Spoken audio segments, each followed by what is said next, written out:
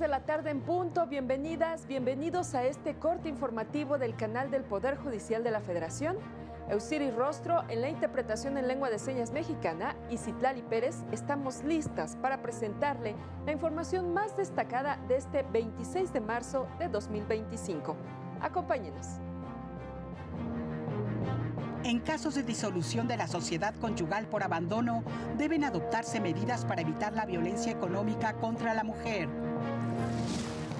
Las instalaciones hospitalarias deben brindar servicios de emergencia a mujeres que deseen interrumpir un embarazo producto de una violación.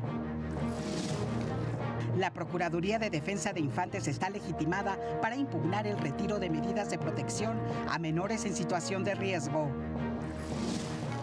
El próximo domingo inician las campañas electorales de aspirantes a cargos en el Poder Judicial Federal. La Suprema Corte publicó la sentencia del Pleno en la controversia constitucional 68/2024, en la que invalidó una porción del artículo 21, fracción primera, y los numerales 5 y 6 de la Ley de Ingresos para el ejercicio fiscal 2024 del municipio de Juárez, estado de Coahuila. La porción que fue declarada inválida es la que establecía y los pozos para la extracción de cualquier hidrocarburo, por tratarse de una contribución que incide directamente en la actividad de exploración y extracción de hidrocarburos, materia que es exclusiva del Congreso de la Unión. La norma establecía un cobro de 32,324 pesos por la expedición de permisos para la construcción o remodelación de pozos para la extracción de hidrocarburos. El Pleno determinó que conforme a la fracción décima del artículo 73 y de acuerdo con lo previsto en los artículos 27 y 28 de la Constitución, es facultad del Congreso de la Unión legislar en materia de hidrocarburos. La sentencia surtirá efectos una vez que sea notificada al Congreso del Estado de Coahuila y al municipio de Juárez, encargado de su aplicación. La primera sala de la Corte determinó que el artículo 196 del Código Civil de la Ciudad de México, que establece que el abandono injustificado por más de 6 meses del domicilio conyugal por uno de los cónyuges hace cesar para él, desde el día del abandono, los efectos de la sociedad conyugal en cuanto le favorezcan, debe interpretarse bajo el principio de igualdad y con perspectiva de género. Esto con el fin de evitar situaciones de discriminación de las mujeres por violencia económica y patrimonial. La sala determinó que las disposiciones de dicho código, que establecen que al momento de la disolución de la sociedad conyugal, la liquidación de los bienes adquiridos durante el tiempo que duró el matrimonio, deberán repartirse en partes iguales, es decir, 50% para cada uno de los cónyuges, no viola el principio de igualdad y no discriminación. Pero en el caso del artículo 196, que prevé el cese de la sociedad conyugal por abandono por más de 6 meses, debe de interpretarse de manera conforme y con perspectiva de género. Ello con el fin de compensar al cónyuge que se dedicó al trabajo del hogar y aportó los recursos para mantener a la familia y cubrir las deudas que se contrajeron durante el matrimonio y que dejó de cubrir el cónyuge que abandonó el hogar. Esto con el fin de que al momento de liquidar el patrimonio común se destine una parte de él a compensar los gastos de la cónyuge que demuestre haber asumido gastos adicionales para el mantenimiento del patrimonio y los gastos derivados del desentimiento del otro consorte a sus deberes de solidaridad en las labores del hogar. Y la segunda sala de la Corte determinó que las instituciones de salud deben contar con políticas públicas para atender solicitudes de interrupción de un embarazo producto de una violación como caso urgente, pues las autoridades tienen el deber de garantizar sin dilación alguna los derechos que tiene una mujer como víctima de violación sexual, entre ellos el de conseguir la interrupción legal del embarazo de manera inmediata, lo que implica calificar de urgente dicho caso, debiendo priorizar su atención para evitar que las consecuencias físicas y psicológicas se sigan desplegando en el tiempo. El anterior criterio lo estableció al resolver un amparo promovido por una mujer en Oaxaca, quien solicitó la interrupción de un embarazo producto de una violación, servicio que le fue negado, debido a que el hospital al que acudió se encontraba en paro y solo atendía en situaciones de emergencia. La sala determinó que se violaron sus derechos a decidir y a la salud de manera irreparable, lo que se tradujo a una violación grave a los derechos sexuales y reproductivos de la quejosa menor de edad. Por este motivo, concedió la protección de la justicia a la quejosa y ante la imposibilidad de devolver a la víctima a la situación anterior al delito de violación, se ordenó la reparación integral del daño tanto físico como moral. En más temas, fue presentado un libro que explica la relación que guarda la neurociencia con el derecho, escrito por la jueza en retiro Magdalena Victoria Oliva. La neurociencia puede ser una poderosa herramienta para que los operadores jurídicos entiendan las funciones cerebrales y el comportamiento humano con el fin de lograr una justicia de altísima calidad. Así lo aseguró la jueza de distrito en retiro, Magdalena Victoria Oliva, al presentar su libro La neurociencia aplicada al derecho, engranajes básicos. En el auditorio del edificio sede de la Suprema Corte, explicó que la neurociencia siempre ha existido, solo que se quedaba a nivel del paciente y no se valoraba la importancia que puede tener en el derecho para la resolución de conflictos. Es la unión entre las togas negras, que representa lo jurídico, y las batas blancas, que representa el aspecto técnico, pero que ahora los operadores jurídicos podemos dominar el lenguaje, entender el lenguaje, interpretar ese lenguaje, valorar ese lenguaje, y de tal manera que nos permita en línea probatoria incluso, o línea interpretativa para nuestro propio personal, comprender qué es lo que está pasando, o intentar comprender lo que está pasando para tener una actitud diferente. Y en el órgano jurisdiccional, desde luego, una valoración diferente. Es en beneficio de una justicia de altísima calidad. En el libro, que se editó después de 4 años de investigación por parte de la jueza de distrito en retiro, se destaca también la necesidad de que las y los jueces detecten los sesgos cognitivos que pueden afectar una decisión. En el entendido de que los sesgos cognitivos son atajos mentales que dan por cierta una información que puede llevar a juicios o decisiones equivocadas. Creo que nos da más herramientas también para que el juez pueda liberarse de todos estos sesgos en la mayor medida posible, porque pues hacerlo de manera absoluta yo creo que sería no sería factible. En la medida que vamos entendiendo cómo vamos cayendo en algún sesgo, esto nos abre la puerta a los juzgadores para poder hacerlo de una manera más imparcial. Es un libro que a mí me llamó muchísimo la atención, me ayudó a comprender en mayor medida qué es esto de la neurociencia. Para el canal del Poder Judicial de la Federación, Juan Carlos González. El Tribunal Colegiado del 32º Circuito determinó que la Procuraduría de Protección de Niñas, Niños y Adolescentes cuenta con legitimación para promover amparo indirecto contra la negativa de ratificación de las medidas de protección dictadas a favor de un menor de edad en situación de riesgo, pues el artículo 131 de la ley que regula la facultad para acudir ante la autoridad competente para ejercer las acciones pertinentes a fin de proteger los derechos de infantes y adolescentes que se encuentren en situación de riesgo. Además, conforme a criterios de la segunda sala, es obligación de los órganos jurisdiccionales privilegiar el interés superior de la infancia en todas las decisiones y medidas que afecten directa o indirectamente sus derechos.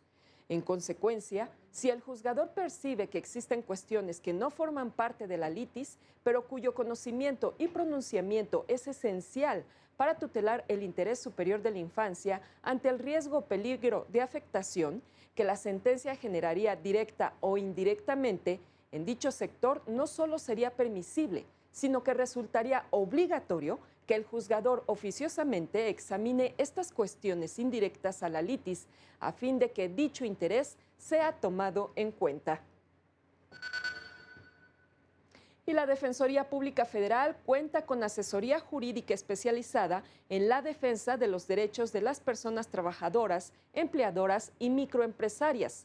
El personal jurídico brinda atención profesional y de calidad en caso de conflictos laborales de carácter individual, relacionados con despido injustificado o rescisión de la relación laboral, falta de pago de prestaciones laborales devengadas, incumplimiento de contrato individual de trabajo, accidentes o riesgos de trabajo no reconocidos, ejecución de convenios celebrados en el Centro Federal de Conciliación y Registro Laboral no cumplidos, casos de discriminación en el empleo por embarazo, así como por razones de sexo, orientación sexual, raza, religión, origen étnico, condición social, acoso u hostigamiento sexual.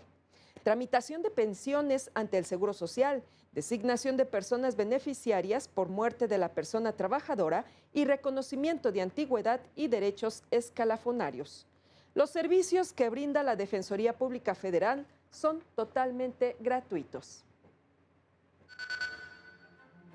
Y es momento de una pausa, no se vaya porque ya regresamos.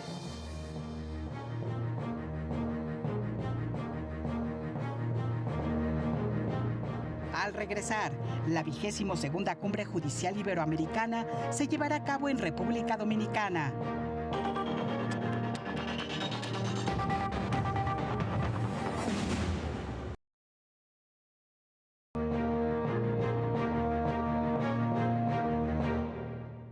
Las 15 horas con 11 minutos, gracias por continuar con nosotros. Este miércoles se dieron a conocer los detalles de la 22ª Cumbre Judicial Iberoamericana, a celebrarse el 15 y 16 de mayo de 2025 en República Dominicana. La inauguración se llevará a cabo el 14 de mayo bajo el lema Una justicia al día para garantizar la dignidad de las personas, bajo la anfitrionía del Poder Judicial de la República Dominicana en su calidad de secretaria pro tempore de la cumbre. Con la asistencia de los poderes judiciales de 23 países de Iberoamérica, se fortalecerán las relaciones de cooperación internacional e intercambio de experiencias de buenas prácticas.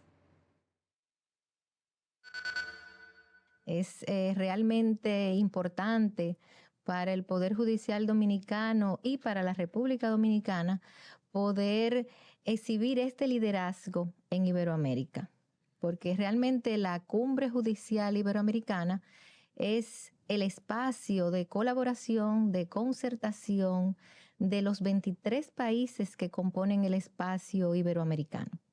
Y ser sede, haber sido escogida como sede para esa asamblea plenaria que se celebra cada 2 años, pues es realmente motivo de satisfacción.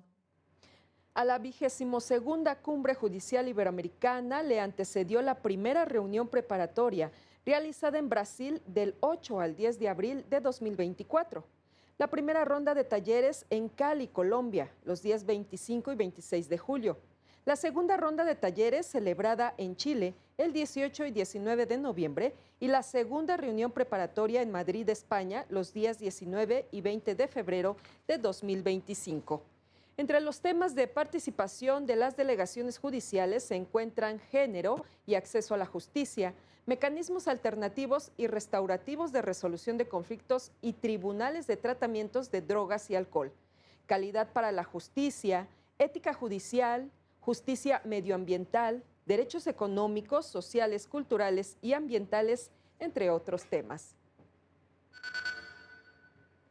Y en otros temas, el INE recordó a los candidatos a participar en la próxima elección judicial que el próximo sábado 29 de marzo vence el plazo para incorporar su información de perfil, identidad, trayectoria académica y profesional, así como sus propuestas en el micrositio Conóceles.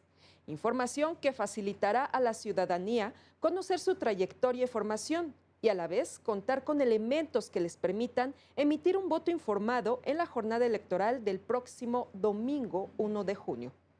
Para ello, el INE proporcionó un usuario y contraseña a cada uno de los candidatos para que puedan ingresar al sistema e incorporar su información, la cual tendrá fines informativos, estadísticos y de carácter público. Asimismo, podrán consultar una guía para ingresar sus datos. El micrositio Conóceles estará disponible para la ciudadanía a partir del domingo 30 de marzo, con el fin de que conozcan el perfil y propuestas de las personas aspirantes a un cargo en el Poder Judicial de la Federación. fecha en que inician formalmente las campañas que culminarán el 28 de mayo. Y en México ya no existe ningún cargo reservado en exclusiva a los hombres, aseguró la magistrada presidenta del Tribunal Electoral, Mónica Aralí Soto Fregoso. Al participar en el conversatorio El derecho de las mujeres y las niñas a vivir una vida libre de violencia, aseguró que el país ha roto el techo de cristal, pues no hay un solo cargo público a nivel federal, estatal o municipal que no esté al alcance de ser desempeñado por una mujer, desde sindicaturas hasta la presidencia de la República. Aseguró que cuando se trata de poner un alto a la violencia política hacia este sector de la población, no hay lugar a las diferencias que puedan dividirlas, pues se trata de una causa común de todas a nivel mundial. Puntualizó que los logros de las mujeres son producto de su lucha por reformas constitucionales en materia de igualdad y de una justicia con perspectiva de género.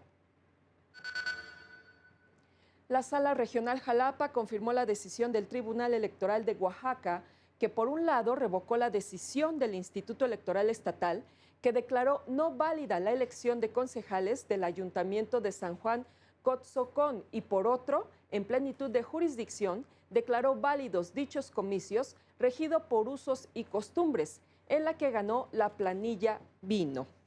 La Sala Regional Jalapa determinó que dicha decisión, en la que resultó electa la primera presidenta municipal de este ayuntamiento, fue correcta y ajustada a la libre determinación y autogobierno de la comunidad indígena, así como a los principios que rigen toda elección popular. Pues si bien la parte actora argumentó como agravio la indebida integración del Consejo Municipal, no lo hizo valer de manera oportuna ante la autoridad electoral, pues si bien la elección se rigió por el sistema normativo interno, se deben respetar los principios de certeza y definitividad en cada etapa del proceso electoral. De ahí que el estudio del presente asunto debe partir de considerar que se trató de una elección que contó con el respaldo de la propia comunidad de todo el municipio, en la que participaron 24 de las 25 comunidades, con la aclaración de que una de ellas acordó en asamblea no participar, sin especificar las razones, aunado a que se trató de unos comicios en los que, quiero resaltar, resulta electa la primera mujer presidenta municipal. Por ello, además de desde la perspectiva intercultural, este asunto debe resolverse, eso se propone en el proyecto, con un enfoque de género, al estar en entredicho los derechos políticos de la candidata a presidenta municipal que obtuvo la mayoría de los votos en las asambleas comunidades simultáneas. Por otro lado, por unanimidad de votos se determinó que la magistrada Eva Barrientos siga fungiendo como presidenta de la Sala Regional Jalapa del 30 de marzo al 31 de agosto del presente año, que es cuando culminan funciones los actuales integrantes de la mencionada sala.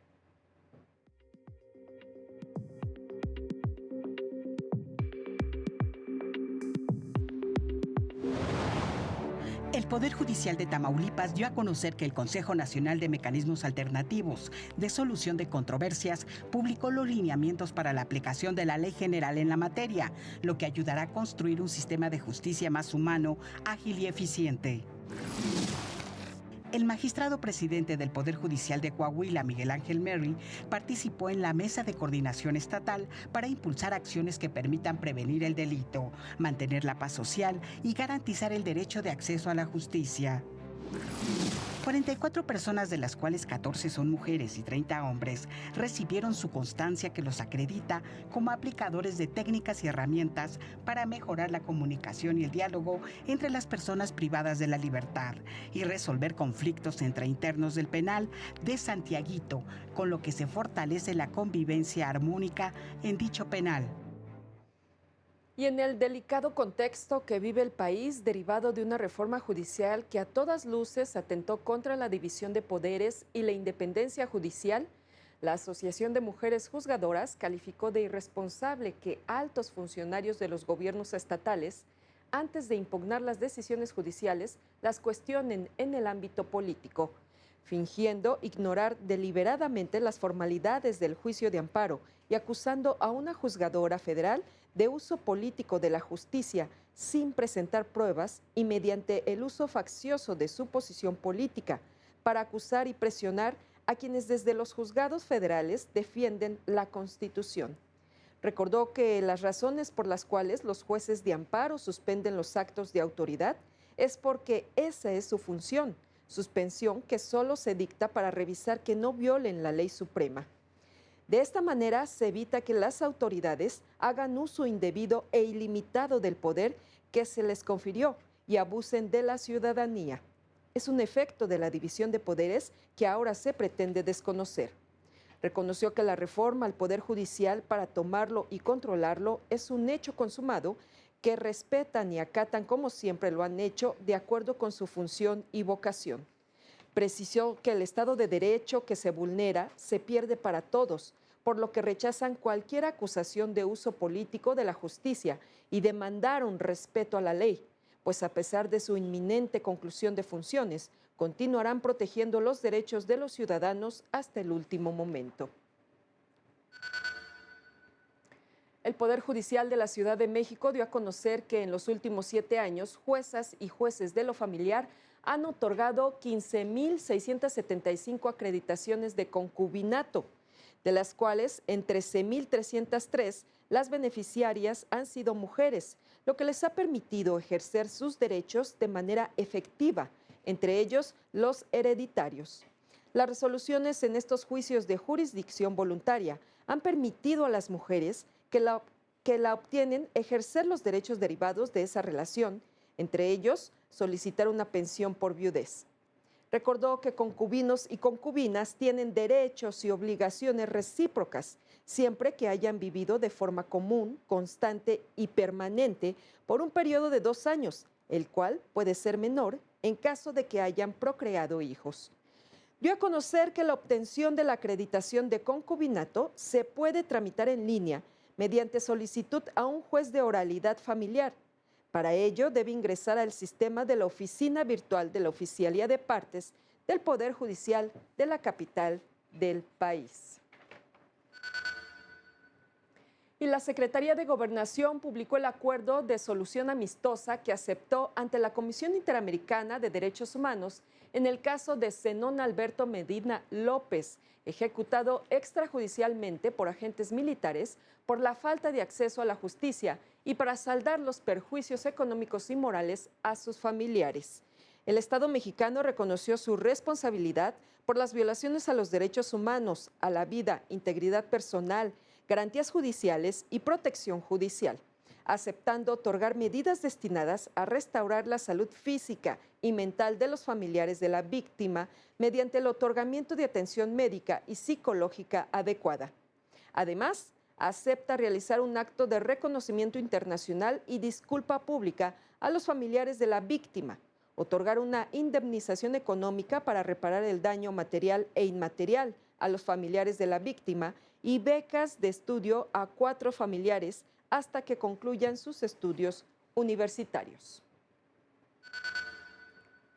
Y las medidas anunciadas por las autoridades para combatir la desaparición forzada, que incluye reformas a las leyes general de población y de personas desaparecidas para crear una plataforma única de identidad con la CURP, fotografía y huellas dactilares, si bien son consideradas positivas, son calificadas de insuficientes.